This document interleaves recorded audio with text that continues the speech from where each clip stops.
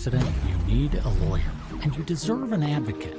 Insurance companies don't always play fair, but we can keep them in check. Most cases settle out of court, but we'll take your case to trial if necessary. You deserve an advocate. This is The Monty Show, the truth in sports talk streaming. When you want unbiased opinions about your favorite team without the spin, all you have to do is find The Monty Show, streaming live and available 24 hours a day, 7 days a week on YouTube. And now, here's Monty. Hi, The Monty Show, live on your YouTube machine, Tuesday, December 10th, 2024. A big show for you, presented by The Advocates at theadvocates.com. You know, some days you just roll out of the rack and God wants to test you, which is why I know hell is real. Oh, welcome to the show. I'm glad. From what I understand, everything's working great. Okay, No. 2 minutes. 2 2 minutes. minutes. 2 minutes, because I want to explain what happened. Because, you know, obviously we're 55 minutes late today. So 2 minutes. Okay. So we have an audio mixer and we have a video mixer and we have a fancy rocket ship computer. Let me tilt this down so you can see it. So you can see everything. Let's This is zoom in our- on the culprit here. You guys like my shoes? Yeah, you like the shoe game here? Come on, man. Yeah, we got Yes. the J's working. This right here. Yeah, that's the This culprit. is a $3,000 piece of equipment right here. This So- audio mixer. So the mixer, unbeknownst to us today, apparently No. The mixer chose violence. yeah, 100% chose violence. Apparently, the mixer glitched in some form or fashion where it has a feature where you can connect your phone to it via Bluetooth, and that feature was cutting the audio feed from the mixer to you guys, so you couldn't hear us. We didn't know that until we got into the mixer this morning after our 18,000 attempt to go live today, and here we are. So there you go. So now we are live. Good talk. Now, good talk.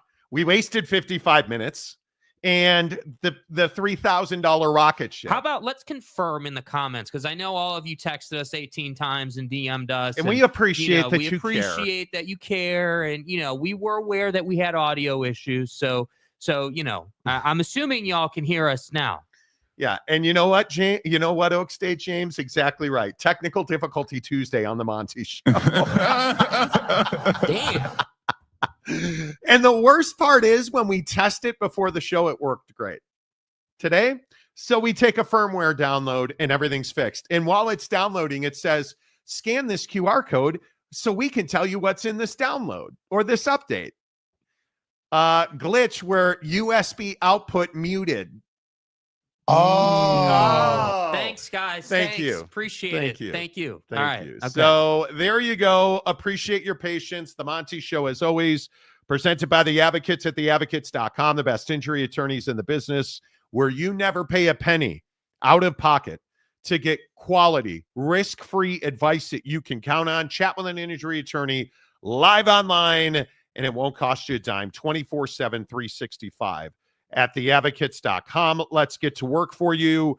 Let's talk about the Big 12. Here's a question for you. Is the Big 12 healthy? In the grand scheme of things, you look at the college football playoff, you look at the Big 12 compared to the ACC, which is obviously I think they're most comparable, their best comp. I think the Big 12 is fine. Is the Big 12 thriving? I think the answer is an unequivocal no, it's not thriving. And you look at this comparison between the ACC and the Big 12. They're both basketball powerhouses. But it is unthinkable to me that here we sit on the Tuesday after the college football playoff selection Sunday show, and you have the ACC with not one but two teams in, and you have the Big 12 with one team in. And it's something we've talked about all year, right? That the Big 12 had very little margin for error. I think in November when BYU lost that first game, we had a real candid discussion that now the path to getting multiple teams into the college football playoff was slim, and it turned out to be none. That Arizona State went on to win the conference championship, got the first round bye, but only one Big 12 team gets in. I don't think that you can sit here and tell the truth. And we talk about it all the time on this show that we pride ourselves in being the truth in sports talk. I don't think, Jake, for 1 minute that you can sit here and pronounce that the Big 12 is quote unquote thriving or healthy. Yeah, I mean, I think that when you use the word thriving or healthy, it indicates that everything is, doing really well, right? Like that you have enough presence in the college football playoff. You're winning enough games in the tournament, March Madness tournament, the college basketball tournament, and you're making a lot of money and everything's awesome. But unfortunately, I don't think we can say that about the Big 12 or, frankly, the ACC. And I know everyone likes to compare the two. But to me, I think the biggest issue is that, the Big 12 is still trying to find a way to win when it matters most late in the year and in the tournament. If we think about last tournament, you had a big presence. You had, I think it was like 8 teams got into the bracket, but you had a ton of one and dones. No, you didn't have a Big 12 team go super deep into the tournament. And that's what was difficult about that. And then obviously this year with the college football playoff, you're just going to get your conference champion in Arizona State. And I love me some Kenny Dillingham and Skattebo and everybody. But I sit here and I say, man, the Big 12 has to be able to improve and move forward. And so when I hear Brett Yormark talking about how, the Big 12 is in a great place and he loves where the conference is at and we're moving in the right direction, I don't necessarily believe that Brett is 100% sold on those talking points. I think that that's what he's got to say as the commissioner, and that he's well aware of the fact that they have a lot of work to do. Let's hear from Brett Yormark, because I think that this flew under the radar. And one of the big questions floating around college football right now is, do we need a super league? I think an overreaction this weekend in the press conference from Brett Yormark was, many people assume that Brett Yormark said, I am not in favor of a super league. Do you believe that that is what Brett Yormark said right here? College football is very healthy right now. Saturdays are almost bigger than Sundays. Look at the media attention that's out there. It's a big business, and it's very visible, and it's only getting bigger. I'm not a firm believer in third-party intervention. I think when and if the model has to change, we as an industry, led by the Power Four commissioners and our media partners, need to come together and figure out what's that next model look like. There was a meeting this week, obviously. I advocate, for my board to listen and learn. But where I sit today, I'm not supportive of third-party intervention. I'm just not. And I haven't seen anything that they've come up with that we can't do ourselves. That is certainly not a no to a super league. I think, and I'm not speaking for you. Is he saying no to a super league? I don't think he's saying no at all. I think he is in fact saying the sport needs to be moved forward, but that needs a next step. Yeah, there's a next thing, yeah. But that he doesn't feel like college football and the parties that are currently involved need what he calls third-party intervention. In simple terms, we don't need huge money to come in and take control. Right. What we need is money to come in and help push us forward with what we're trying to do already. In other words, what we talked about, and I think it was last week or the week before, essentially, the way the NFL goes about it. Hey, you want to invest in our sport? Awesome. We want that cash flow. So we're going to sell, like in the NFL, we're going to sell shares of our 10%. franchise, 10% to, interested parties. And so the hard part with that, though, is that with college football, are you selling shares of a conference? Are you selling shares of a school? Well, certainly not of a school. So that's where I think you have that challenge come in, and that's what they need to create. They need to create a system where interested third parties can come in and invest. Would you rather be the ACC or the Big 12? I'd rather be the Big 12. I think it's not close. I think that the ACC really struggles on the football field. I think the hard part is, and this is seemingly, it always happens this way in life, I feel like, the ACC is not nearly as strong of a conference on the football field. The problem is that Miami and Florida State have been hotter brands the last couple of seasons. Clemson has been a contributor. And so recent generational championships. So you've got 3 schools out of how many ever teams are in the ACC now who have won national championships and have had a presence in the college football playoff. But in totality, the league is not nearly as strong as the Big 12. And I think that that's the bigger point. And I think when we talk about these things, I know people get upset when I say the SEC is the best conference in college football. It's because they have brands, they have dominations, they have dynasties. Who's the dynasty, even before Texas and Oklahoma left? Who's the dynasty in the Big 12? Who's the football dynasty in the ACC? I don't know that what Dabo did at Clemson would be considered a dynasty. I think when they had won that national championship at Clemson, people thought, okay, Dabo and Clemson, they're on that fast track. It's going to be, Dabo's the guy in the ACC. It's going to be Saban and Kirby in the SEC. Right. It's going to be Ryan Day and Jim Harbaugh in the Big Ten. And then it's going to be Sark in Texas. And then maybe Oklahoma once in a while out of the Big 12. But obviously, so much has shifted with the Pac-12 and with Texas and Oklahoma going. Exactly. The problem is it's left the Big 12 in a place where, as we've talked about, you don't have a flagship brand. And the problem is that, and again, it's no shade to Kenny Dillingham and Arizona State as a brand, but you're not the brand that Texas was. And you can't escape that. And I think that's the heart, but we're talking about Dabo winning national championships less than 10 years ago, 2016 and 2018. Yeah. 2018, the undefeated year, 15-0. Yeah. You don't have that in the Big 12. And I think that matters. I think, with all due respect to our friends, in Provo at BYU, 1984 is a hell of a long time ago. Mm-hmm. And I think when you look at this conference, and I'm trying to be objective and tell you, I don't believe that the Big 12 is safe. I don't believe that the Big 12 can rest on its current, foundation. I just don't think that's realistic. I would rather be the Big 12 because I look at these lawsuits and the infighting and the revenue that's going to lawyers instead of schools and student athletes. I think that's a real problem still that is yet to be determined. I look at these house settlements, your brands in the Big 12, middle down, you still have big brands there. Are they succeeding right now? Certainly not.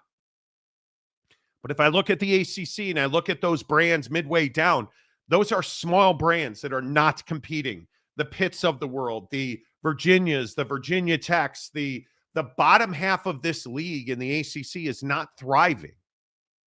It's not wildly successful.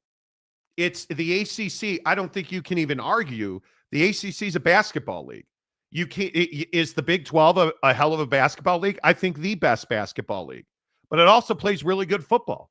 I don't think that you can look at SMU's run to the top of this conference right now and say to yourself, man, how is SMU taking a recent national champion to the brink? And really, the huge mistakes by SMU and Clemson in that game is the only reason that Clemson won. Right. That's the thing that is so troubling for me. And when I put the two conferences next to each other, I say to myself, I just think that Brett Yormark and his presidents are more aggressive, and Brett Yormark's a better, more forward-thinking leader and revenue generator than what you have with Jim Phillips and his crew in the ACC. Yeah, I would agree with that. And I think that the ACC's dealt with legal battle after legal battle, and that's weakened their position. And I think that, the Big 12 is dealing with smaller problems in the ACC. And that's the challenge, is that your issues in the Big 12 are, on the field related. They're not, hey, who are we fighting in the courtroom? And I look at the ACC, Florida State. Can we all just agree that, I would think next year's a different year. I would think. Okay. We'll see what they do with Norvell. But again, and I'm not trying to pick on Oak State, James, or anybody else, or Oak State.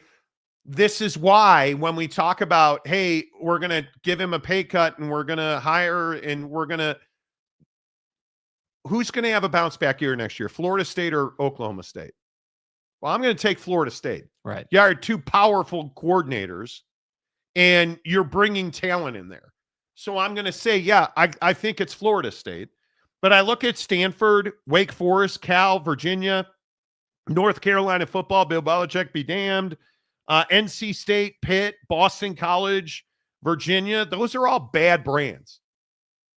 Those are all bad brands. Anybody see Malik Murphy transferring from Duke. That's not great for Mhm. Duke. And then I have a lot of respect for what Georgia Tech did. I have a lot of respect for what Georgia Tech did. I have a lot of respect for what Duke did it. And what did they? They're 9-3. But how much did Malik play into that? I think a lot. Right. A lot. Right. And then below that, Virginia Tech down, you're 500 or less. Right.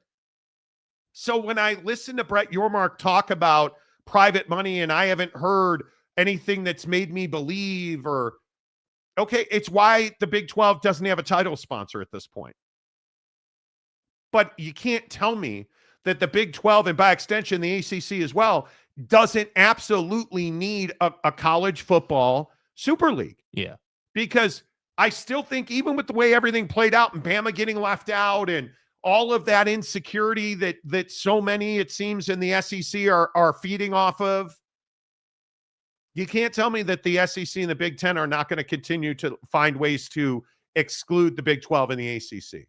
Yeah. Because I think they're going to work to do that. Yeah, I mean, I think that you have more resources, and I think that your play on the field is better. And I think that this college football playoff this year is going to be, super important to the future of the format. I mean, if Arizona State can come in and get a couple of big wins here and kind of push the envelope and continue to overachieve, that's really going to help the Big 12. But I think if you have another scenario where it's the SEC versus the SEC, or the SEC versus the Big 10 in a national championship game, like that's going to be tough. And I think that's why it was so unfortunate to watch Washington lose to Michigan in that game last year, because the Pac-12 had an opportunity to make a statement on its way out, and they just couldn't get it done. And that's unfortunate. And again, I feel like every day on the show, I play you a Kenny Dillingham bite that just makes me want to, I don't know, snuggle up to his bosom. Like,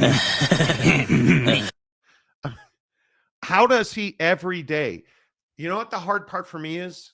And I know I compare Mike Gundy to everybody, but how is Mike Gundy? How is Dave Aranda? How is it that Kenny Dillingham is saying the things that these supposed building blocks in the Big 12 for a guy who's been in the league for like 13 minutes? How does he continue to kick ass in NIL in the portal and run laps around Stillwater and Waco? For our guys that are going in the portal, we've met with most of our guys that are going in.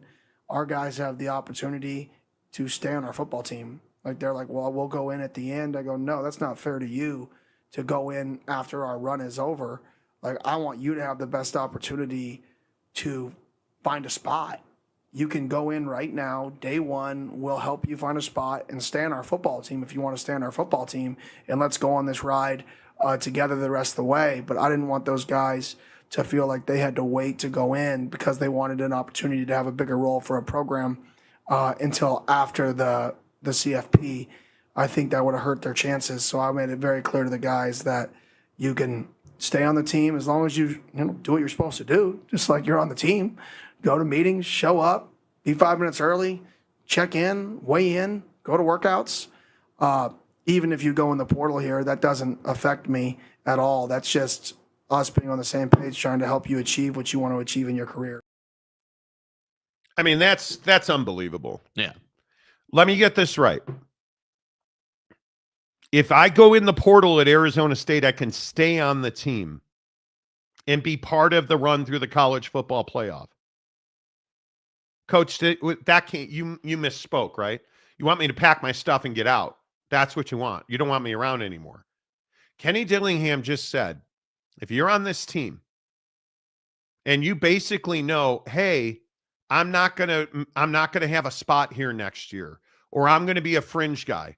Yeah, man, get in the portal. Let me help you find a job next year. Let me help you find a team next year, but stay around. Be on the team, practice hard, show up, come to meetings, be part of our Sun Devil culture. Enjoy the ride. You've been here all year. I want you to enjoy the rest of the year, and let's find you a spot for next year, kid. How many coaches would say, oh, you want to get in the portal? Get the F out. We don't want you here. Yeah, well, and I think the difference is clearly that, Kenny Dillingham has the opportunity to say, hey, come along on this college football playoff ride with us, mainly because they win.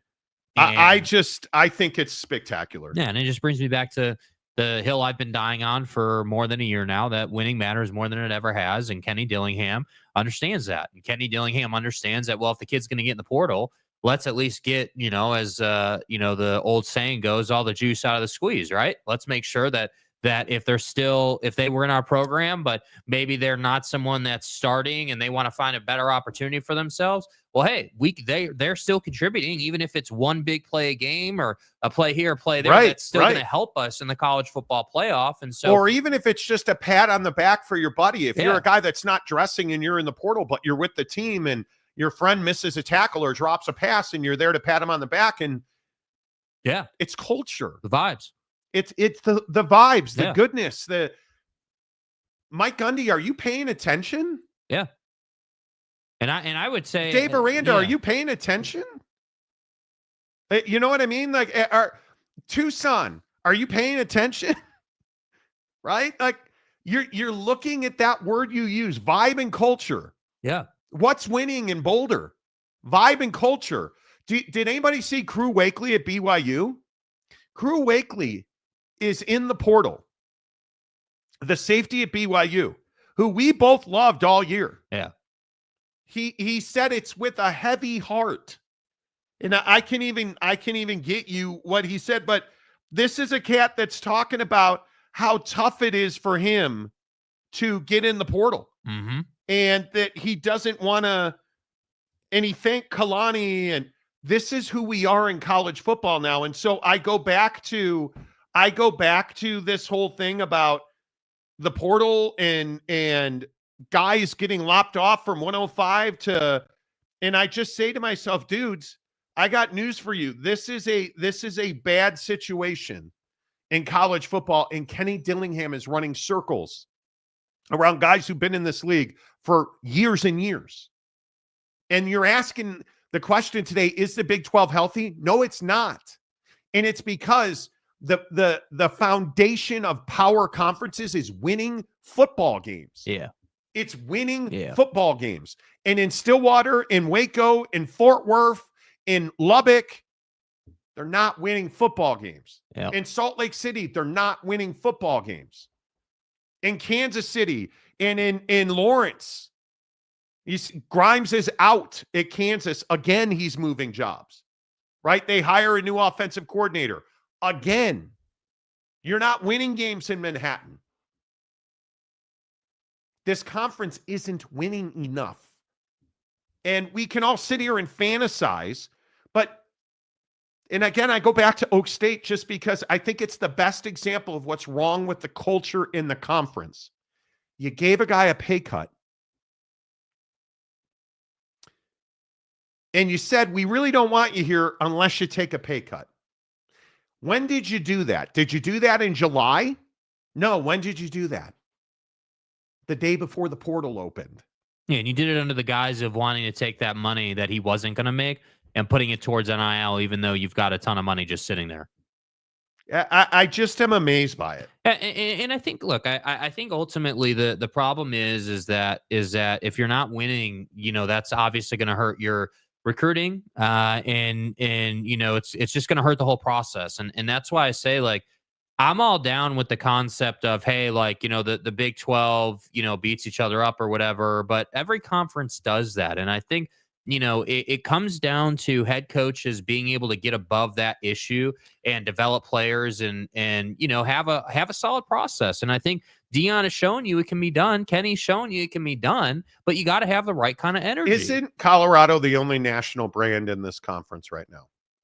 Because as great as Kenny is in Tempe, Arizona State's not a national brand. And when I say national brand, everybody watched Colorado football this year. Yeah. Did everybody see an ASU game? Probably not till the end of the year. Did everybody see a Utah game? No. A BYU game? No. Isn't Colorado football must-watch football? Yes. You got the Heisman Trophy winner to be. You've got who now is almost inarguably going to be the number one quarterback off the board. Right. You've got the most gravitational coach in college football talking about, hey, let's make sure that you're not just chasing a bag, but an opportunity. Mm-hmm. I think the only national brand in this conference is Colorado. And that's saying a lot. Yeah. How many people watched a Baylor game, TCU game? How many people, with all due respect, Texas how many Tech. people are even thinking about those brands? Not I many. mean, I like, you know, and I think it's a fair point. Like, how many people watch the game? Well, they may have run into it. Let's be generous and say they ran into it on ESPN here or there. Okay. Yeah. All right, cool. But how many people are like, oh man, dude, I gotta watch Baylor and Tech this week, or I gotta. Well, I was, because we pay attention to the Big 12 and we do this show. But your garden variety fan, they're not looking at that. What are they looking at? They're looking at the SEC and the Big 10. They're saying, okay, cool. Like, you know, Michigan's on, or Ohio State, or whoever you're a fan of is on in the morning. I'm gonna go run my errands. I'm gonna go hit up Costco. I'm gonna go do my thing in the afternoon, and then I'm gonna get that, you know, that prime time 5 o'clock slot SEC game. That's it. That's it. Yeah, I think it's going to be very interesting to see exactly what happens in this conference, in this portal, and in the spring portal. And then we want to wonder why it's an issue that the Big 12 championship game is at 11 o'clock in the morning. Yeah. Like, that's a problem, dude. And I'm not saying that they didn't earn that slot, because they did. I think Arizona State and Iowa State, you're just, with all due respect, you're not a national game at that point. You're a Big 12 centric game. Like, how many people watched an Iowa State football game this year? Like Texas, Oklahoma State last year. Okay, it's Texas. You're going to have national eyeballs on that game. It's Quinn Ewers, you know, big time roster. Okay, all right. But it's a problem this year, and it's not an Arizona State problem. No, frankly, it's just a Big 12 problem. It's a lack of brand. Yeah. Oak State James says Gundy is making changes, but Monty can't acknowledge us. I said yesterday they hired Todd Grantham. Hold on. It goes against the narrative, bro. James, again, I am thrilled that you're here every day. You are one of the most naive football fan. You're what's wrong, James, with Oklahoma State football. And it's not personal. You just don't get it. You told us that Ollie Gordon was a Heisman Trophy caliber running back. He's not. You told us that these wide receivers were the best in the country at one point. They were never that. You keep telling me that last year you were telling us that, you know, this quarterback and that quarterback. You're what's wrong with Oklahoma State football. Your coach took a pay cut so they could fund NIL the day before the portal opened. And you think that's a good thing. And you think firing both of your coordinators is a good thing. It's not. You think bringing Mike Gundy back is a good thing. It's not. You celebrating that is a bad thing, and it's what's wrong with Oklahoma State football. And then on top of that, and this is the part that kind of grinds me a little bit, you want to say we're manufacturing a narrative that somehow we're creating some type of false narrative about the program. I got news for you, bro. Just because you live around that program or whatever, just because you've been to the stadium, doesn't mean that somehow you're seeing anything different than we're seeing on the field. I got news for you. Their games are on TV. I watch their games. I pay attention to the program. And have we been wrong about Oak State on just about anything we've said? Like, what have we missed on, dude? That's what I'm trying to understand is it doesn't bother me that you disagree with us. No. That's your opinion. That's what sports talk is all about. So I don't have an issue that you're disagreeing. What I have an issue with is that you're saying we're manufacturing a narrative when the narrative is the truth. No, we're not. We don't talk in narratives. Yeah. We talk in truth. Yeah. You don't want to tell the truth about Oklahoma State. They're irrelevant. They lost to Utah. They're irrelevant. They didn't win a conference game. And then when I told you in fall camp after Big 12 Media Day, what did I tell you? Mike Gundy's a problem. He sat there and he justified Ollie Gordon getting a DUI, and you said Ollie Gordon needs to run stairs. And then you went on to have one of the worst seasons in the history of Oklahoma State football. And now you want to celebrate a 78,000-year-old Todd Grantham, who you think brings cultural change. And here's the other part. Mike Gundy's not the one making the change. He's not in control. Yeah. And you want to celebrate that he took a pay cut the day before the portal opened. Where are all the rumors about big names coming to Oak State in the portal? Where's the top? You keep telling me, the JUCO guys. Where are the top JUCO guys going to Oak State? They're not.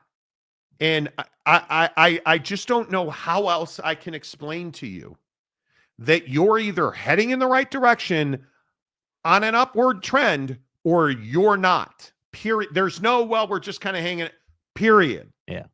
You're the same guy that says Baylor had a resurgent season. Do you want to be like Baylor? Because I do not. Baylor beat the worst teams in this conference, and you're celebrating that. You like, you may know this or not. I don't know. Barry Sanders doesn't play football at Oklahoma State. Thurman Thomas doesn't play football at Oklahoma State. Your legendary Brandon Whedon does not. James, you're what's wrong with the Big 12. You're what's wrong with Oak State football. You're apathetic. You're happy that, oh man, Mike Gundy, did you guys see, wow, man, his new visor, did you guys see the designs on his new, did you see how bright that orange on the new, you go ahead and keep buying visors. You go ahead and you keep telling us how much you know and that, oh my God, Ollie Gordon is the best running back in the Big 12. He wasn't even top 5 running backs in the Big 12. You do you. You keep your head in the sand. You keep drinking the Kool-Aid. When I'm wrong about Oak State, you let me know. Because I'm happy to stand on business. And let's go back to the tape and talk about, hey, Ollie Gordon doesn't need to miss playing time. He just needs to run stairs. How'd that work out for you? You have no culture. You have no ethics. You have no wins. It's that simple. It is what is. And now you want to pay us $5 to get into it even more. I'm naive. Oak State fell apart this year because the O-line is bad. No, Oak State fell apart because Mike Gundy's not a good football coach. Yeah. He's not a leader. He's not a maker of men. Why? Guy gets a DUI. Your best player gets a DUI, and you don't make him miss time. Why can't you say Mike Gundy's the problem, dude? What did Gundy do? Bring in 5 new O-linemen. Gundy is rebuilding with high school portal and JUCO guys. Great. Where are the portal and JUCO guys? So let me get this right. You're excited that you brought in 5 new offensive linemen. Do you think that's good for your program? You're Oklahoma State football, and you're bringing in. You got to bring in. You don't. Here's the thing you don't want to say out loud. It's not 5 new linemen. You need 8 to 12 new linemen. You need 8 to 12. You need new running backs. You need new wide receivers. You need new quarterbacks, and you need new offensive linemen. Other than that, the offense is great. Other than the running backs, the wide receivers, the quarterbacks, and the offensive linemen, you guys are great. James, you're what's wrong with Oklahoma State football. Mike Gundy will never win you a championship. He just won't. If there was ever a culture change that's needed, it's right there. And you gave him a pay cut the day before the portal opened. How do you think that's going to work out? I don't think it's going to work out well. Anyway, Damian Fowler. And James, do you make Mike Gundy posters on your ceiling above your bed? Do you have Mike Gundy posters on your ceiling? I'm curious about that. I just don't know why it's a sin to say Mike Gundy's not a great football coach. He's a has-been. Like, that really never was. At some point in this conference, and this is pervasive across the Big 12, at some point in this conference, you're going to have to come to terms with the fact that winning in the regular season is only one part of winning. Is it important to win in the regular season? Yes, it is. Does winning in the regular season define success? Not even a little bit. Nope. Not even a little bit. Ask BYU. Ask Colorado. Ask Alabama. Nobody cares if you win 8 games every year, dude. Nobody cares. It's not some badge of honor to be the winningest coach in Oklahoma State. football history if you win 8 games a year. That's not a badge of honor.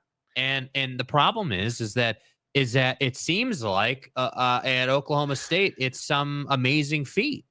And I'm just sitting here saying, look, man, I get it. You guys like Mike Gundy, but he's not somebody that's new age. No. He is a has-been is the perfect way to say it. He lives in the old world. He doesn't embrace portal. He doesn't embrace NIL. He doesn't embrace any of the new age stuff that allows you to go out and win football games. So my question that, James, I would like you to answer is, why is it taboo to say Mike Gundy's not a great football coach anymore? Why is that a problem? Why can't we be honest? Why can't we say, hey, you don't have enough depth at offensive line? Alan Bowman was never going to be a great quarterback in his 7th season in your program. There was always going to be some liability there. Your culture was never going to be correct after he did what he did at Big 12 Media Days this past year. And yet you're celebrating that you just hired Todd Grantham, who didn't get the job at Alabama, who Dan Mullen made a scapegoat at Florida, and who just oversaw one of the worst defenses in New Orleans in the NFL. And you're celebrating that. Okay, let's see how it works out. Let's see how it works out. I mean, you're looking at a defense, and I think this is, and I probably should fact check it before I say something. They're the worst defense in the country. I believe they're 132nd in defense in the country. The worst defense in FBS. Pretty certain. And you hired a guy who Nick Saban didn't hire his defensive coordinator, and Dan Mullen fired at Florida as a scapegoat. After you just went through what is 2 years of one of the worst defenses we've seen. Who are you, Joey Maguire? Like, come on. Anyway. This is why we keep having these conversations about the Big 12, because fans are apathetic now. They don't expect to win. Oak State fans don't expect to win. Baylor fans don't expect to win. And then are somehow surprised when it doesn't work out for them. And then I'm the one who doesn't know what I'm talking about. Well, and you're creating a narrative. Thank you. Yeah. I only talk in narratives, not facts. Yeah. Is what it is, right? It is what it is. Gundy is a great coach of college football for 20 to 25 years ago, not today. I agree. And he doesn't want to talk about the port. You need a guy. Again, how many times can I play Kenny Dillingham clips? Kenny Dillingham is what football in 2025 is about. Yeah.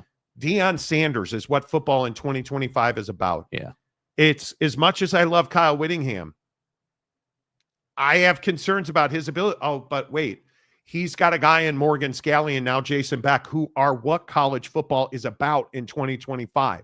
Kalani Sitake is what college football is about in 2025. Jay Hill is what college football is about. Is Dave Aranda? No. Is Joey Maguire? Not so far. Is Spike Dykes' kid in Fort Worth? Not so far. I mean, what about Matt Campbell? What about, like, we could go on and on and on. Man, you either are moving forward or you're moving backward. And in Stillwater, you're certainly moving backwards, but I don't know how much further back you can go. Yeah. I totally agree, Delaire. I totally agree. James, do better. Stop living in a fantasy world with your Oak State, with your coach. He's a legend, but his run is done. He needs to move on, and you do too. The Big 12 needs to do better. I think that's the biggest thing, James. You're so unwilling to even bring Mike Gundy to account. What are you going to do when you don't win next year? Is it because you just don't know who would be next? Is that what the issue is? The unknown? Yeah. Is it the unknown? I mean, yeah. Kyle is hanging on by a thread with Utah fans. I think if he has another year like he had this year, but I thought it was funny yesterday, Roche, that there were reports that Cam Rising's not coming back to Utah. No, you don't say. Every other quarterback is in the portal, and you think Cam Rising's coming back. No, he's not. Chase Beck is bringing his guy from New Mexico. Yeah. And I think that if you are in this league and you start looking at the quarterbacks in the portal and you ask yourself, well, what am I going to do here to make sure that I have an opportunity to get one of the best quarterbacks in the portal? I would think you would better have a guy like Jason Beck who's ready to develop guys and put them in the NFL. And Kyle Whittingham has a history of making sure that his guys get to the NFL. Right. But if you look at the guys in the portal and you start looking at, just with Malik Murphy entering the portal, that's a guy that you're like, yep, I got to have it. But Devon Dampier from New Mexico, I would be stunned if he does not end up at Utah. Right. I mean, do you understand that Dampier emerged as one of the best playmakers in college football? But look at like with this situation. When we're talking about Utah fan being frustrated with Witt, and you're comparing that to, or people are comparing that to Oklahoma State, the difference is that Kyle Whittingham said, okay, this is the kind of season we had. We are not good enough offensively, not just with this year, but just generally. Hey, we're not good enough offensively to go out and contend to win the Big 12. We need better quarterback play. We need better line play and better offensive scheming. So what did he do? Fired the OC, brings in Beck. Beck's going to bring his quarterback, who accounted for almost 4,000 yards of total offense, including 1,100 running. You're going to be a different team. You're 19 rushing touchdowns. 390 yards and 5 touchdowns against Arizona. There's stuff to be excited about. Yeah, and then but is Malik Murphy going to Oak State? Right, he's going to Oak State, right? He got in the portal from Duke to go to. Is Oak State even on the list? To Oak State, right? No, it's probably not. Are you sure? Are you? This is my point with the Big 12. Whether you're looking at the Big 12 from the perspective of, hey, who's going to be the first team in current day Big 12 play to get to the national championship game? Not even win it. Notice I'm not saying win it. Just get to the game. Well, TCU did. Okay. But now that's looking like a distant memory and a one-off, hey, particular circumstance season. Yeah. Right? I'm talking about like straight up, one loss, Big 12 champion team getting to the college football playoff and getting to the national championship game. Who's going to do that? Because I'm telling you, in the best scenario for the Big 12, that would be Okie Light or Texas Tech or a original OG Big 12 team. But if it's Kenny or if it's Dion or, my God, if it's Kyle Whittingham, that's not going to be a great look. Just the same way, and I have to say this, it's not a great look for the Big 10 that Oregon won in year one.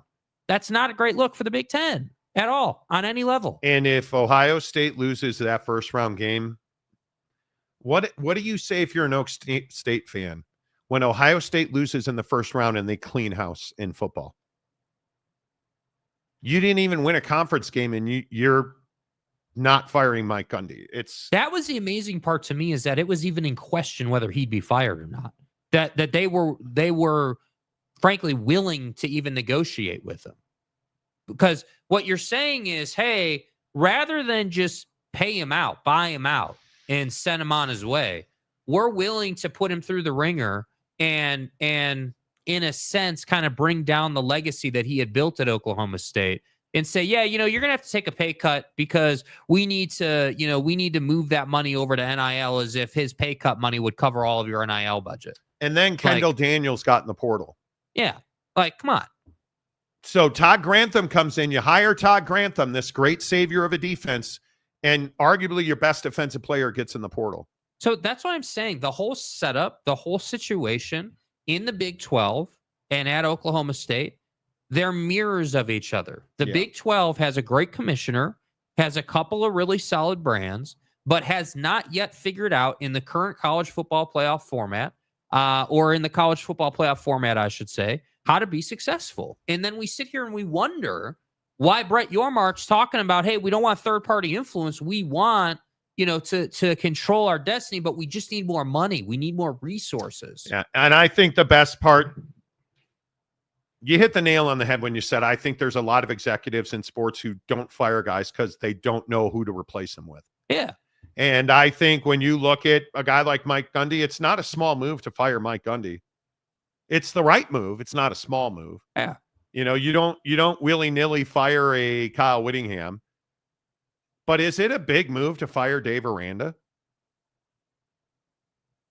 I don't think it is. Is it a big move if Joey McGuire doesn't win significantly more games and have a significantly better defense next year? Is it a big move to fire Joey McGuire? I don't think it is. Is it a big move? Like, it's not like you have legendary coaches that you're firing. I understand it with Oak State, but you didn't win a conference game this year, and you lost dudes all over the place. And at what point do you start looking at athletic directors in the Big 12? At what point do you start asking, like, hey, like, because again, and no one seemingly is talking about this right now, but I feel like it's the most important point, which is football is what pays for athletics. So you're 0-9 in conference, and you think that that's okay, that somehow we're good with this. Damian Fowler makes a great point. He's an Iowa fan. Look at the Ferentz family. Old school ways don't win anymore. Iowa or Oak State won't get better until they make changes. And think about everything that Kirk Ferentz has done for Iowa football. You want to talk about firing a legend. That's a guy. That's a big move that I think everybody realizes should happen. That's a tough move. That's a tough move. Brandon Butler, good morning. Utah already has gotten rid of the bottom half of the roster, the running back room and the quarterback room. Is there a quarterback on this roster anymore? I don't believe there is. And maybe Spencer Fano is probably your biggest get because he's staying. That's a huge win, right? I'm ecstatic about Beck rebuilding the Utes offense seemingly top to bottom. Yeah, but that's kind of my point, Roche, is that at least at Utah, even with all the trouble you had in the injury department this year, you can see, okay, hey, they're clearly moving in a direction. They're saying, hey, we got to get better on this side of the ball. Like, we got to stop having a situation where we can't even score, 10 points. Injuries be damned. Because that's the bigger thing. All Utah fan, and I'm not saying this is you, Roche, but a lot of Utah fans on Twitter and just around want to be like, oh, well, our offense is brutal. We had all these injuries. But the thing that you don't want to say is, hey, the SEC's got injuries too. The Big Ten's got injuries too, but they're not putting up 10 points a game. So you got to have more depth. You have to do it at a higher level. There has to be a higher bar of accountability in the Big 12. And I think that Utah operates at that level. That's why you're seeing all the changes. That's why you're seeing all the movement and the momentum and the firings and the hirings and the portal guys and all this stuff. But it's also the same reason I don't have faith that Mike Gundy and company are going to be able to turn this around or somehow just turn into some prolific program in the portal. Because you do have former players accusing Mike Gundy of being racist. You do have, you do have all the cultural issues from media day. Like how much, but again, I think that right there is a big deal. Like if you're Darian Mensah, are you ever talking to Oak State? You're the number one quarterback by most people's ranking in the portal. Are you ever, if you are Darian Mensah, Miller Moss, but are you ever calling Oak State? No, I mean, I don't think you're calling Oak State. I think the problem is that it's not that Oak State just sucks all around and they're terrible and nobody would ever want to play for them. That's not what it is. What it is that I don't think, kids in the portal are excited. They're not saying to themselves, like I'm transferring from USC. Where do I want to go and play? Do I want to go and play, do I want to play in the SEC? Do I want to play in the Big 12? Well, the Big 12's got a bunch of good quarterbacks, so it's probably not, a ton of opportunity there. The SEC's got a bunch of quarterbacks, not a ton of opportunity there. Well, let me look at the ACC. Well, if I'm Miller Moss, I don't really want to go to the ACC because the ACC's, it's going to be tough to compete for anything in the ACC because the teams aren't great. I'd have to be at Florida or I'd have to be at Florida State or Miami. So if you're a West Coast kid, you're sitting here looking at the landscape and there's not a lot of awesome opportunities. And I just don't think you look at Oklahoma State and you're like, oh man, wow, I need to go and play for this legend, Mike Gundy, in that program with that lack of culture. I don't think you're excited about that. I agree. And what's challenging is I actually want Oklahoma State to be good. I would love to title a show one day, 2 years from now. Hey, the Big 12 is finally competing with the SEC. Big 12 has a brand. The Big 12 has a brand. Like, I'm so sick and tired of talking about the Big 12 not being good enough, bro. And that's my point. It's not even Oak State. We're using Oak State because Oak State James lost his mind this morning. But Oak State is the poster child of these problems. It is. And so I say, if you're Darian Mensah, what school are you picking in the Big 12? Because he's probably going to Duke, I would assume. Right? I mean, he's got a visit scheduled there, even though they don't have a head coach, which is amazing. But if you're Malik Murphy and you're leaving Duke, are you going to the Big 12? Probably not. I would think not. Would think you would want to get back to the SEC. Remember, I would think Texas. So. He unfortunately just got run out of the room by Arch Manning and that whole party. And I would think that he'd want to get back in the SEC. And Malik Murphy's got Florida written all over him, in my opinion. Malik Murphy is an Anthony Richardson style quarterback that can pass a little bit better than Anthony could. And to me, I just sit here and I say every single day that, hey, the Big 12 just is not attractive enough right now to the best of the best in college football. Part of that is you're not winning enough. But if we boil that down, it ultimately comes down to what do kids want in their day to day. If you said to a kid, who's a 5-star quarterback coming from Duke with 1 year of eligibility left or whatever, hey, what are you looking for in your final opportunity in college football? If you're Jackson Arnold, who had no wide receivers to speak of this year, and Ole Miss wants you to be the next Jackson Dart, are you saying no because Baylor called you or Oak State called you? No, you're going to Ole Miss. If you're Malik Murphy and you're from Los Angeles and Lincoln Riley wants you to come and be the guy that rebuilds USC football as their next great quarterback, but Kansas, K-State, who pick your poison here. Texas Tech says, hey, come be here. You're going to USC. That's the problem is the Big 12, most schools in this league, outside of Utah, and I think the Utah quarterback room is probably going to be built around Dampier. But outside of that, I mean, if we go down the quarterback ring, if you go to, I don't know, Tyler Van Dyke from Wisconsin, he's the 11th ranked quarterback in the portal, redshirt senior.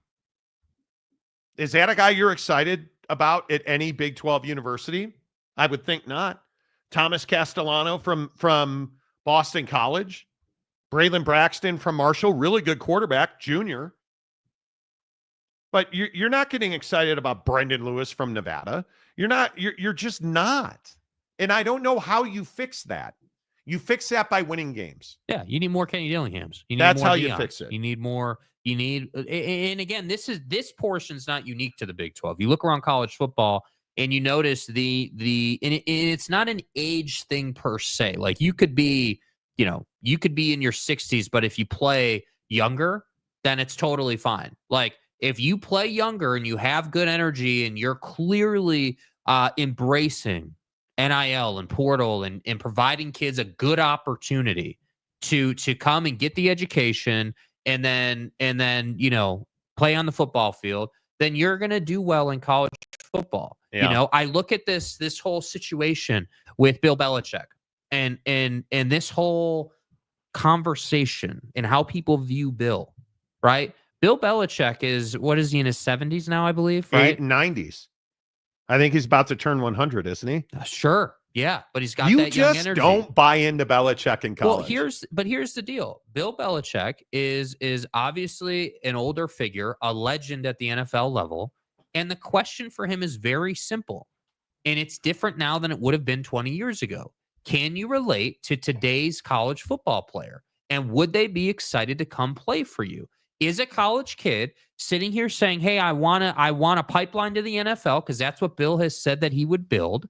Hey, I'd run a pro style program. I've got relationships in the NFL. Yeah, I would prepare kids to go to the NFL, and I have those relationships in the league, so I could build a pipeline to the league. That's what my college program would be. I would prepare kids, they'd get their education, they'd be ready to go. I'd run a pro-style offense, the whole 9 yards. Is that what kids want? Or It's a great question. is what kids want to go to a party school like Arizona State, play some football, go to class, enjoy their lives, and if the NFL happens, hey, that's great. That's Yep. great. And I'm curious, even like Dion at Colorado, Dion's got Julian Lewis coming in. Yeah. Does he bring in a veteran quarterback? Is a guy like a Malik Murphy, a Mensa, Dampier? I don't know. You listen to what Prime said about playing freshmen. I need my freshman to come in and play, not take a roster spot. I don't know. I just think it's really interesting. I think it's a very big conversation when you hear Brett Yormark talking about that he is not enthralled with private money, third-party money, as he said. Doesn't want third-party influence. Well, you know what? That's a really good point, Mayor. Mayor McCluskey makes a great point. My question isn't about Beck. It's about Witt. Beck is a brilliant OC, but from what I understand, Witt has a hard time not just letting OCs do their thing, but I think he's changed that. I think Kyle Whittingham, I don't know, anybody in the state of Utah that has seen Kyle Whittingham for any number of years knows he has the ability to change his spots. And he is a guy that I think knows enough to know this is a huge year for him. He is not in this game for the long run. He's in this game. What's the old saying? I'm not here for a long time. I'm here for a good time. Yeah. My guy wants to win, and he wants to win right now. Yeah, I'm here for a good time, not a long time. Yeah, and I think he is somebody that, I don't know, Mayor, that's an interesting point. We'll find out. Proof's going to be in the pudding. Is Witt a guy that's going to be like, no, it's 3rd and 9, run the football, let's punt it. And you just lost your punter in the portal, by the way. I think that's a great point. San Diego State Glenn, hello. Geez, the link to the showgram was playing hide and seek with me today. Don't get me started. That's okay. I know y'all missed my aura and presence as you were. I did miss you. We miss you every day. We missed the pro rata we deserved. Brandon Butler, it's why Witt is riding a motorcycle on game day. Huge point. Perfect Showing the guns. Example. Yeah. Phenomenal Hebrew. Good morning. Oklahoma State is too mediocre, too terrible to play in such a beautiful and underrated stadium. I think it is. I can't believe they didn't fire Mike Gundy. You're not winning games. You have an exodus in talent. You had the chance to clean house. You fired the coordinators. Would have been a very easy move to make. And that would have hit the reset. In my opinion, that would have been a marquee job. In my opinion. Mile High Phil. Hey, Phil. Good to see you, man. Salter is visiting CU this week. I heard that. I believe will be interesting to see if CU can sign a quarterback with Julian Lewis coming in, right? That's what I was just saying. Like, I wonder, does Dion bring in a portal quarterback to compete? You don't replace Shedeur with one guy. No. I think that's going to be really difficult. And to put that on a true freshman like Julian Lewis, I think that's interesting. Harry Austin. Hello, Harry. Okay, Oak State has a culture, and it's a culture around Stillwater. The problem is, does that culture reach the top tier talent from college football? It will not, in my opinion. Yeah. I would agree with that. I would agree. Eric in Raleigh, good morning. UNC won't make the kids go to class. But Eric, you know Tobacco Road better than anybody. Is Bill Belichick a fit in college football? At North Carolina, he is. Obviously a legacy guy. He has ancestral DNA connections to North Carolina. I want to see it. I think Bill's wildly intelligent.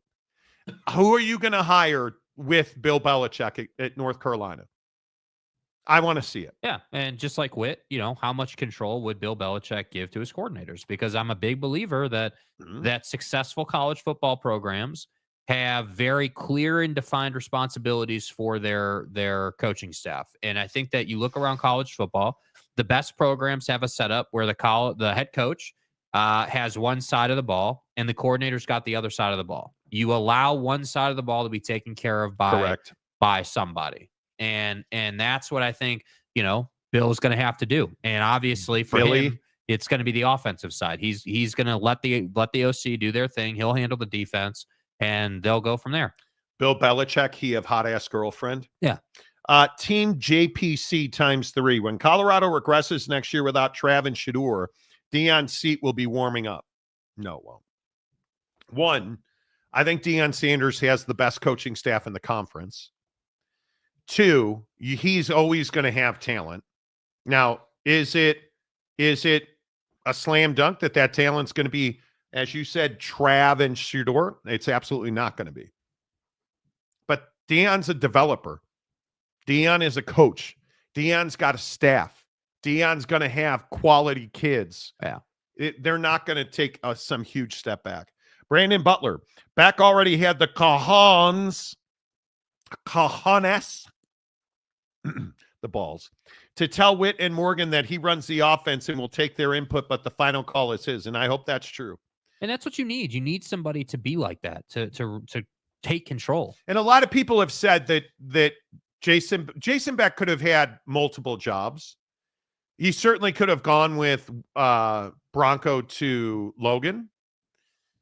And I think with what he did with New Mexico's offense, I think I believe the people who are saying he's got full control of the offense. Because why would he take the job without it? He doesn't need to get into a power conference. Yeah. He doesn't need to take that job. Yeah. Jeremy Bolton.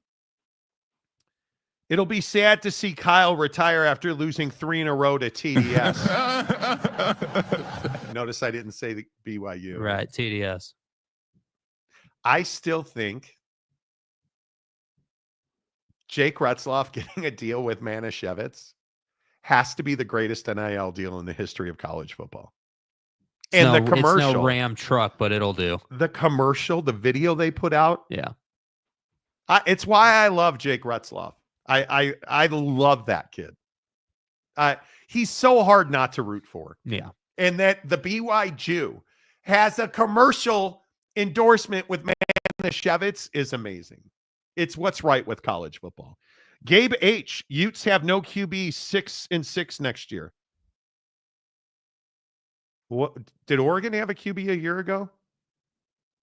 They went from Bo Nix to, oh, that's right, the college football playoff #1 seed. Quarterback is one of the few positions where you can plug and play. As long as you bring in an experienced quarterback. And if you're the Utes and you bring in a quarterback who's played in the system already at a very high level, that defense is going to be murderer's row. Yeah. That defense is going to be very good. Congrats to Tulane for extending John Summerall's contract. I think Tulane's going to be good. Tulane's already good. But it's nice not to lose another coach. I would agree with that. Welcome to the nightmare. Oak State is in shambles from top to bottom. They need to clean house from AD down. Yeah, I would agree. Brandon Butler, Gundy's contract is a nightmare as written to get rid of. Isn't it $25 million? They had to redo the contract so they don't have to pay him for the next 10 years. Gundy is now paying for his own assassins. Well, yeah. Geoff, where does Isaac Wilson end up? Does he believe he should be starting somewhere? That's a really interesting question. Do you believe? And I'm interested because he's not even a top 10 quarterback, in my opinion. No. ESPN does not have him ranked in the top 15 quarterbacks in the portal. And so I'm curious, does he go and sit behind a Jake Retzloff at BYU for a year? Maybe he does. I mean, obviously there's heritage there. But when you lose are you guys surprised Brandon Rose transferred? No. I actually think it's the right thing to do. Yeah, you're getting a new OC. With how he played in the BYU game? Yeah. I mean, he's got tape that says he'll have opportunity. Yeah, he's got tape that says, give me a shot. And I think it'll be very interesting to see where I think the Isaac Wilson question is a big one. Like, where does he end up? The answer is, I don't know. Right. I don't know. I'm not surprised at all he transferred. They gave up on him. Yeah. $5 says Isaac Wilson is going to BYU. Could be. It makes a lot of sense, Tanner. How about your situation with the Eagles? We're going to talk about that coming up in a few minutes. Because that situation, ooh. Gabe H. Monty, Boise State will be in the playoff again next year with that soft non-conference schedule. Strength of schedule should matter. It should, and but it doesn't. It doesn't. Paul Finebaum. That's why we have Finebaum. Said that. How did you have that ready to go? Just not me, man. Sometimes it's better to be lucky than good. Yeah. Finebaum says they need to tweak the college football playoff already. Do you guys agree? What would you tweak? I think strength of schedule has to be one of the top metrics. I think that, the conversation, Brett Yormark talked about it, has talked about it many times. He has. That he wants to understand what the key metrics are, as he calls them. What are the things that we have to do to get into the college football playoff consistently? What are the measuring sticks? Because that's the problem. There's no black and white formula. Yes. We just have Ward Manuel sitting up there making an ass of himself saying that strength of schedule matters when we all know it doesn't. Do you guys care about strength of schedule? Yeah, I mean, I think I do. I think it's the lifeblood of the conversation. I think that who you play is everything. But is it strength of schedule on paper or opponent winning percentage? Because I think it has to be your opponent's winning percentage. I think that when you look at, there's two metrics that make a lot of sense to me. Opponent winning percentage. And then you have this crush of, hey, well, who did they play? And how many ranked opponents did they play? What was your, opponent's winning percentage? And where were they ranked? Right. What is their FPI? Like, I think you have to have a metric that tells me how good are their wins and how bad are their losses. I want to stop this thing where, hey, I'm a one-loss team, and that one loss was in the conference championship game, so I'm out of the college football playoff. That should not be the case. I think if you are one of those people that are like, oh, well, Alabama lost to Oklahoma. Okay, great. But look at who they beat. Look at the winning percentage of how quality are their wins. And what's the ask? Are we trying to put the 12 best teams in? Or are we trying to put the 12 most deserving teams? Because that's two different conversations. It's very much two different conversations. And I think at some point, who you beat has to matter more than when you beat them. Right? Because Notre Dame beating Texas A&M in week 2 shouldn't be, well, they were ranked 15th then. Beating number 10 Michigan, Texas beating number 10 Michigan in September doesn't mean a damn thing to me. Michigan sucks. They're not talented. They're not good. Stay hard. They're not good. It's why I think it should have been a much more severe penalty for Ohio State losing them to Michigan. Should have been a much more severe penalty. Yeah. You can't lose to that team. That is, I don't disagree with you, but that also is opinion. Just the same way you would say, hey, like Michigan sucks this year, and I would agree with that. A lot of people are like, oh, well, it's Michigan, it's, this, it's that, is that, like, so that's the problem we have. We don't have a way in college football to say, yep, that win is this, and that loss is that. And because of those two things, this is what we have. And everybody can agree on that, which is why it needs to come down to win and loss. That's it. Did you win or did you lose? That's it. That's why the NFL is so great. That's why we have Super Bowl parties and we have wild card weekend. Look at the Pittsburgh Steelers right now. Yeah. Like you can look at these different situations through the league, and you can say, okay, cool. You're a 7-win team or a 9-win team right now. The Pittsburgh Steelers are 10-3. Yeah. And their wins are the Browns, Bengals, Ravens, Commanders, Giants, Jets, Raiders, and Chargers, Broncos, and Falcons. They now head into a stretch at the Eagles, at the Ravens, home for the Chiefs, home for the Bengals. We're going to find out who you are. Because my guess is there's a real good chance they finish 10-7. Now, this situation with the Eagles, we'll talk about that in a moment, but strength of schedule should matter, but I agree with you. Wins and losses at some point, your record has to count. Yeah, and so you look at this schedule for the Steelers. I don't have to ask what their week 2 loss meant to their season because I can just sit here and I can say, okay, cool. Are you a 14-win team or are you a 10-win team? When did you guys lose to the Browns? It doesn't matter. It doesn't matter. Who cares? You're 10-7. That's not good enough to get in, or it's good enough to get in. Oh, you're 14-3. You're in. Like that's all it should be. What I'm talking about with college football is that I don't want a computer and I don't want humans.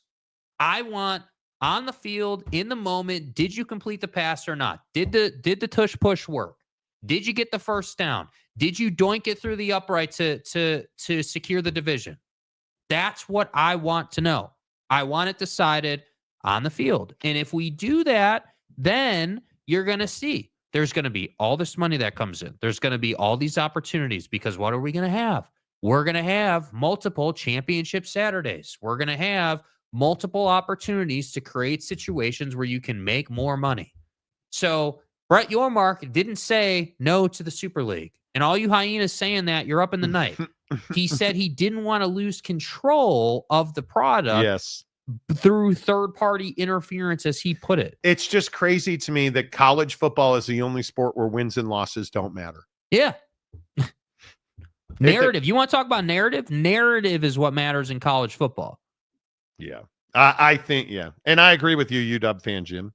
We need a Super League. Even strength of schedule is skewed by overrated teams.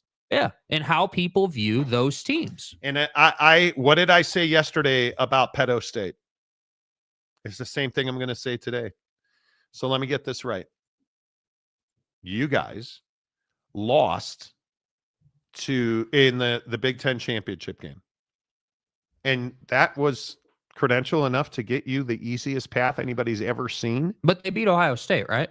No. Oh, they didn't. But yet here we are. And they're still in the bracket.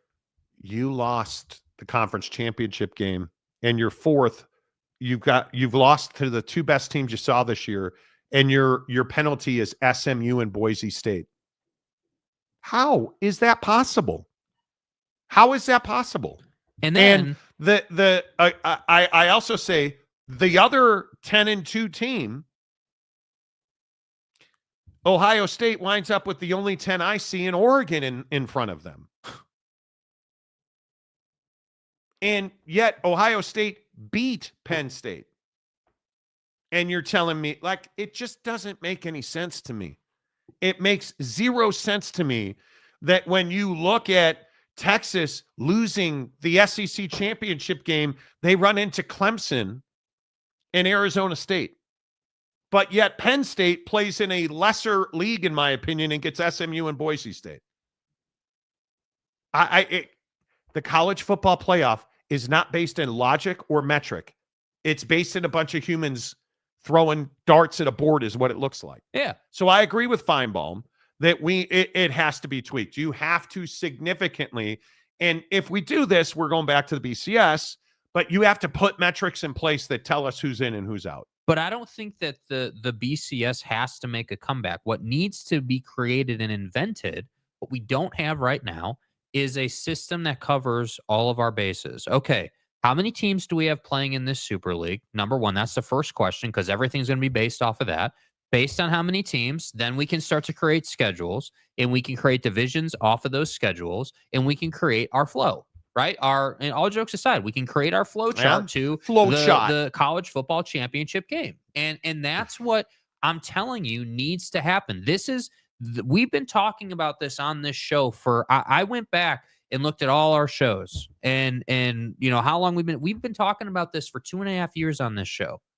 Since 2022, I believe it was the summer of 2022, we had first talked about, hey, there's got to be a system where you've got a group of schools, most likely just the power conferences, essentially being shuffled on the table, and everybody's playing everybody.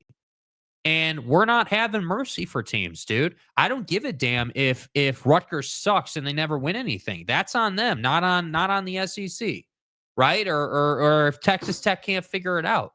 It's got to happen. What? You know I dislike you, right? Yeah, that's been made clear today. I pick up my phone because it's buzzing, and it's Shams Charania saying that Jimmy Butler is a strong possibility for the Golden State Warriors. I hate that you like the Warriors. And I hate that your Warriors are always out there looking for Jimmy Butler and Brandon Ingram. Well, Jonathan Kuminga, it was nice knowing you, dude.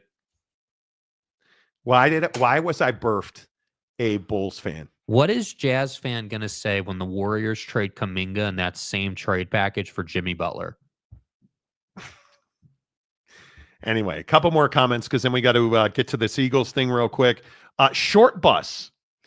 If these games were back-to-back instead of 3-week bye, ASU would beat both. I agree with that. ASU healthier only other than Tyson. Yeah, look at really quick. Look at ASU's path. This is what I find so fascinating. So Penn State gets this free pass. Yeah. Look at what ASU gets. ASU's probably running into Texas and Oregon. Like, what? Good luck. But Penn State gets 2 G5 teams? Yeah. So the ACC, let me get this right. The ACC has a chance with SMU to play Penn State, one of the lesser teams in the Big Ten, and Boise State, a G5. Come on now. It just makes no sense. I don't know. Come on now. I am a bitter, broken man about it. As you should be. I am bitter. As you should be. Jazz fans will say nothing because they are trying to stay in the bottom 5. No, Jazz fans will say nothing. It's not even Jazz fans are watching this abysmal season. Oh, the hockey club's here, bro. Utah Jetties. Give me the Jetty cooler. What would us Jazz fans think of Utah not getting Kuminga? Just another day being in misery as a Jazz fan. You're in the Stay hard. You're in the pooper for Cooper. Even my extra long colon knows that Pooper's going to be in the Cooper for Cooper. Yeah, you're going to capture the flag, dude. The Pooper and the butt wipes and stuff. Right. Dude wipes. Dude wipes are highly underrated. You know, Lanning versus Dilly would be fun to watch, but realistically, ASU needs 2-3 guys on both lines to be really competitive. I don't think Oregon is just so over the top talented. And I said this when we were watching the game the other day. Oregon's really fast. Yeah. Yeah. Now, I will say this. I think Arizona State has the toughness to hang with Oregon. I think it'd be a competitive game. I don't think ASU'd win that game, but I do think it would be within 10 points for sure. That's not a blowout at all, in my opinion. Annie, good afternoon, morning, wherever you are.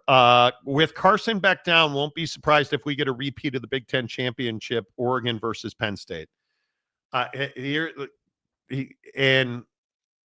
Okay. I don't know. Buddy came in and played some quarterback. I was going to say, well, I don't know. Is his head still attached? Yeah, I don't know that he has a head. I could be wrong about that with Joe. First team all headless SRT. Georgia's deep. And I know that the Bullies don't play until New Year's Day. But Gunnar Stockton, 25 of 32, 206. No touchdowns or interceptions. My wife, I believe a little pee came out when my wife watched Gunnar Stockton just absolutely get detonated. My wife was like, oh my God, his knee. And I agree. Tell me he's not a skinwalker. Did you guys see his knee bend backwards? Yeah, man.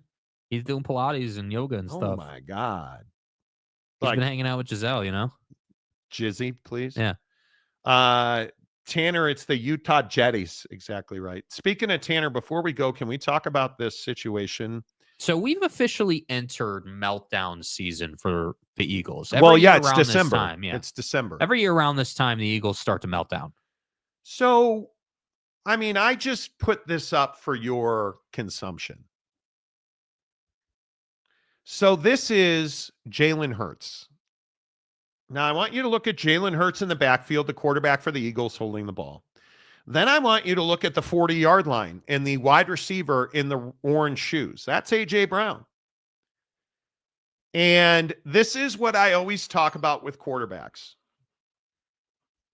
Quarterbacks have to, in the NFL, make 3 reads. And they make those 3 reads by manipulating one guy in a defense. Do you see number 8 of the Carolina Panthers? Right next to A.J. Brown, just below the 40-yard line. That is the only guy in this particular package that Jalen Hurts needs to be reading. Now, if you notice this screenshot, and I can't play the whole highlight, obviously, that's why there's a screenshot. Number 8 is moving toward the 30-yard line. What does that mean? That single high safety that A.J. Brown has already had him turn his hips the wrong way is the only guy for A.J. Brown to have to beat, and he's already beaten him. The 15-yard line, number 83 at the bottom corner of the screen, right above the word R. That's one option. That is the last option in the check down. Wide receiver for the Eagles running to the 30 is double covered because this is a zone look that Carolina brought. So there's only one place this football should go. And it is to A.J. Brown, running wide open on a pylon route. Does anybody want to guess where this football was thrown? No, it was not thrown into double coverage. It was thrown down to number 83, who got a 7-yard gain. And after the game, our guy, our hero, A.J. Brown, was not amused. What are some things you think that the offense needs to improve on? Passing. AJ, I know everybody wants to get in a rhythm, and Devontae was acknowledging that. You know, receivers, just like running backs, want to get in rhythm. How hard is it as a receiver to get into a rhythm when you guys are only throwing the ball like 20 times? Incredibly tough. Do you blame him? Do you blame him? No. I continue. And I'll even use my guy, the best quarterback in the NFL right now, Caleb Williams. Just give me a moment. Can I please just stay hard? Can I let some blood flow to the extremity for just No. Not as a Bears fan. You look at Caleb Williams reading defenses, progressing, making throws. Now, he ain't got no wide receiver to catch a ball, but he's making the reads and making the throws. Has Jalen Hurts regressed to a point where he is not even looking at A.J. Brown? And the last thing I want you to look at in this picture, look at Jalen Hurts' head back there at the 8-yard line. Where is he looking? Well, he's not looking at his read. I can tell you that. He's looking at the wide receiver right in the middle of the field, standing on the 20-yard line, right on the hash. And he immediately looks from there to 83 standing on the boundary and throws the football there for a 7-yard gain when your best wide receiver is running wide open to a pylon. Jalen Hurts can't read defenses. And this is problematic in the NFL because now you look at some of the best teams in this league. Lamar Jackson can't read a defense. Right. Can't read progressions. You look at Patrick Mahomes, elite guy, elite at reading defenses, elite at going through progressions. What's the difference? The Ravens can't beat the Chiefs and routinely are getting beat by Patrick Mahomes. And you wonder why the Philadelphia Eagles melts down last year and this year, not every year, last year and now this year, you have massive internal strife in your locker room. Yeah. And you've got Brandon Graham talking about they were friends before this, but things have changed when talking about Jalen Hurts and A.J. Brown. It's a huge problem in Philadelphia. Yeah. Needs to get fixed. Problem in Philadelphia. And I think this is 100% on Nick Sirianni. Who are you? Mike Gundy? This is what I continue to tell you. Teams that don't fire guys like Nick Sirianni are inevitably running into the same problems over and over again. I'm a man. You can't read a defense, your quarterback's not developing, and wide receivers are pissed about it. And we'll see what happens because, again, in the NFL, you got to win games on the field. Yeah. Let's see what they do. Yep. Tanner Plummer, our resident Philadelphia Eagle fan. So here's what I think. Ever since the bye week, Jalen has made a concerted effort to not turn the ball over. And as a result, he's become gun shy. I think he's not been ever able to read defenses. I think he's that guy that says, okay, this play is designed for me to look A, B, and C. I'm only going to look at B and C because those are throws that I'm comfortable making. I don't know, and I'm not for certain. My opinion is when I look at him play, He doesn't know what the defense is doing. The problem, though, is that, he used to have a great deep ball. Like Jalen Hurts was one of those guys where it was a joy to watch him bomb it down the field. And that part has just kind of disappeared from his game. And I think that, I'm not saying you're wrong that he doesn't know how to read a defense. I guess I just find it surprising that this issue is popping up now. And whether it's that he's gun shy, whether it's that he doesn't know how to read a defense, whatever. You can't tell me the guys rolling up to the huddle already have decided he's not going to throw it to A.J. Brown. I just don't buy that. I don't buy that Jalen Hurts is that petty of a guy. He's never really been that in his career. I think he just can't. I think he's not. I don't look at him. It's the same thing I said about Mitch Trubisky. Mitch Trubisky never had any idea what the top end of the defense was trying to do. But this is someone who's been to the Super Bowl, man. Like Jalen Hurts has done some things. But he is a guy who, when he plays his style of offense, which is first one's covered, second one I'm throwing it. Right. Oh, he's covered too, I'm going to run. That's essentially what he's been doing. He's never been a hold the ball, move my head this way to throw that way guy. Right. I just think he's never been elite. Yeah. That's my opinion. And I look at Caleb Williams and his growth and development in a really crappy system. That's where you see guys growing and developing. Like you can see Caleb Williams just doesn't have an offensive line and his wide receivers drop balls, but you can see with like Roma Dunze. What did I say about the bye week? Man, those routes had better get better. And what do you know? Now, did he run it? I think it was a 9-yard route, 7 yards. Yes, he did again. But the 2 touchdown catches were great routes. And really, the one in the back corner of the end zone was unbelievable. Did I mention those were 2 elite throws? Did I mention that DJ Moore dropped a ball that hit him in the chest? Did I mention that Keenan Allen dropped 2 balls that hit him in the hands? Caleb Williams is not the problem in Chicago. And I think a guy like Jalen Hurts is a problem in Philadelphia because you got to figure out a way to grow him. Jalen's a system quarterback and needs a PC to hold his hand for every play. Well, and if that's who he is. I don't know that he needs a play caller to hold his hand every play. I think what he needs is he needs to trust what his eyes are seeing. And I think that, you look, these quarterbacks like Jalen Hurts and guys in the league, they don't roll up not trying to win, man, not trying to go down the field. They like, of course, Jalen would want to hit the deep ball, and have that connection with AJ. I think the issue is that, I'm guessing this is a leadership problem with Nick Sirianni that, yeah, I would guess Jalen is a little bit more risk averse right now to turning the football over, but that doesn't explain why you wouldn't hit a wide open throw like that. You can't deny he had a turnover problem last year. Yeah. Because statistically, he had a better year in 23 than he had in 22, and he had a pretty damn good year in 22. Last year, he had more turnovers. Yeah. But what happened? Their culture fell apart. Yeah. And now you make an offensive coordinator change, and he looks like a shell of himself this year. And I think a lot of it is that he just doesn't believe what he's seeing in person. And guys, it's December 10th. Yeah. We're 2 weeks from Christmas. Yeah. You're not fundamentally adjusting anymore.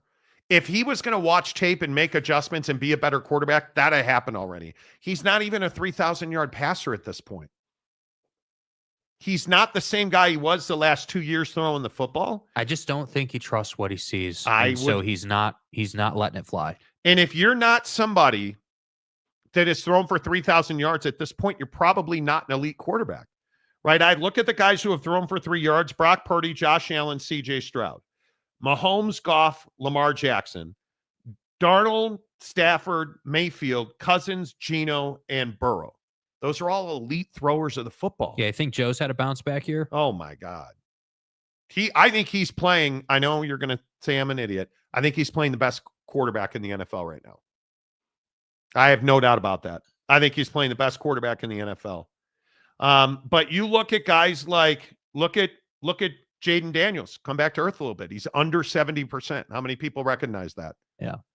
right? You look at Caleb Williams, 2,700 yards. Where's Bo Nix at? On a completion percentage of 2,700 yards. Bo Nix is at 2,842. 17 touchdowns, 8 picks. Caleb, do you guys understand that Caleb Williams has thrown the ball 434 times.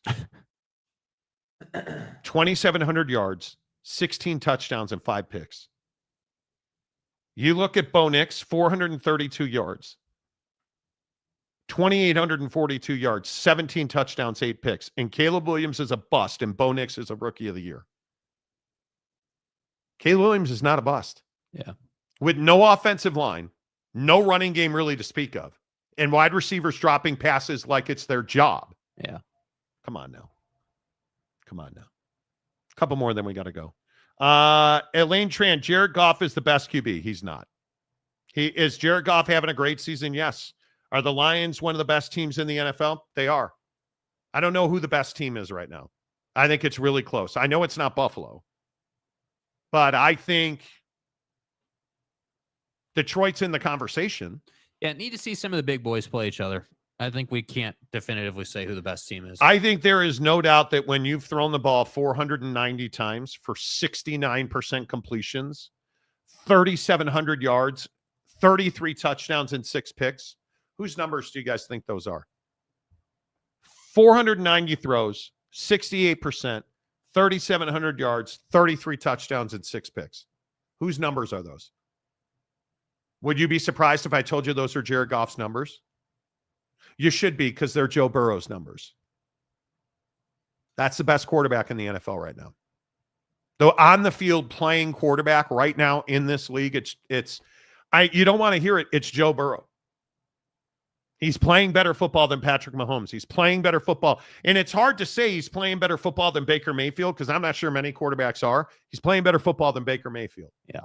He's playing better football than Patrick Mahomes, who I actually think is not having a great season. Yeah, and I think Joe Burrow is one of the purest pocket passing quarterbacks we have in the league right now. You know, I think he's somebody who has that prototypical 6'4", 6'3", kind of lengthy He's quarterback. thrown the ball 490 times. Yeah, and I think to be able to do that, and to be Good able Lord. to justify your value for the contract you're getting at the quarterback position, you got to be able to read the defense, and you should be able to throw it that many times, and you should be able to have that kind of. That's what I'm saying. Like a lot of these guys, I understand that a lot of guys in the league now are not pocket passing guys, but if you ask the question, well, how many guys are earning their contract? How many guys are living up to that value?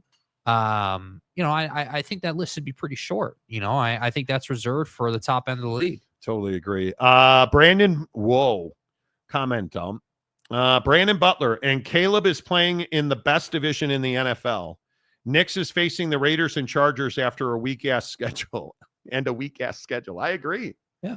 That Chargers defense is no joke. Yeah. But Bo Nix is playing good football. I think the league, Jaden's come back to the league a little bit. And I think that Caleb Williams has emerged. It's him, Bo Nix, and Jaden Dan. Those three. Yeah. And I think you can't put a piece of paper between the three of them. Like, they're that close. It is. I am not at all upset with Caleb Williams. I'm really terrified he's going to take a significant hit and have a significant injury. Yeah. That's what I'm worried about, because the offense looked worse, not better this week. Yeah. How many drop passes? The Saints need to drop those greenbacks on Ben Johnson, dude. The Bears. One other thing, because then we really have to go. Did you guys see that there's rumors that Ryan Poles is going to resign as general manager of the Bears because they changed the power structure of football? He has to report to Kevin Warren, who then goes to ownership. Then Kevin Warren goes back to Ryan Poles. Ryan Poles just can't go and say, hey, I want to make this deal, or I want to do that deal. And now you're telling Ryan Poles he's in charge of hiring the coach as long as Kevin Warren approves it. So the general manager actually doesn't get to hire the coach. Who does that? Yeah, I don't know. Who does that? I have no idea who does that. Bro. I really don't know who does that. But then again, is what it is. Who should get the final Who should get the final comment today? Should it be Smash the Numbers, Ferris Khan? Oh, God. Elaine Tran, Mile High Phil? Yeah, give it to Mile High Phil. He's had a good day. Week schedules, we played the Steelers. We. Are you on the team, Phil? Why didn't you tell us that? Can I get some autographs? Ravens, Chiefs, Chargers. Well, the Steelers are not great. I think the Ravens, Chiefs, and here's who the Denver Broncos have played. And I would agree, and that's why I said I don't think the Chargers are a bad football team. An 8-5 Denver Broncos team has played the Seahawks and Steelers 0-2, Bucks, Jets, Raiders, Chargers, Saints, Panthers, Ravens, Chiefs, Falcons, Raiders, Browns, Colts, Chargers, Bengals, Chiefs. There's some good stuff in there, but there's also some bad stuff in there. Yeah. But Phil, I don't think you're wrong. You guys have, I mean, the problem is your losses are Chiefs, Ravens, Chargers, Steelers, and Seahawks. The better teams you've played, you've lost to. Yeah, so we're gonna have to keep you out of the NFL. Yeah, playoffs, we're not going to okay? get you into the playoffs. Can't get you in. Okay. Do you have a quality win? You don't. Well, the Bucs win is a good win. You see what I mean? We don't have to do that in the NFL. No, we don't have to do that because we can just sit here and say, okay, well, you're an 8-win team or whatever you are. Like, you're gonna have to. Yeah, pimp's gonna pimp. Yeah, you're gonna have to win out. Like, is what it is. Let me call Ward Manuel and see if you guys can get it. Yeah, why don't you buy your way in? I'm not sure that Ward's gonna have you guys into 10-gallon hat. SMU, buy your way in. We're gonna allow you guys. Yeah. Jolly Gabriel, your thoughts on the Heat looking to trade Jimmy Butler? Wind the clock's back, bro. Wind the clock's back. Tomorrow, a lot more NBA on the show. We'll try to get started on time tomorrow. Oak State, James, I hope your feelings aren't hurt.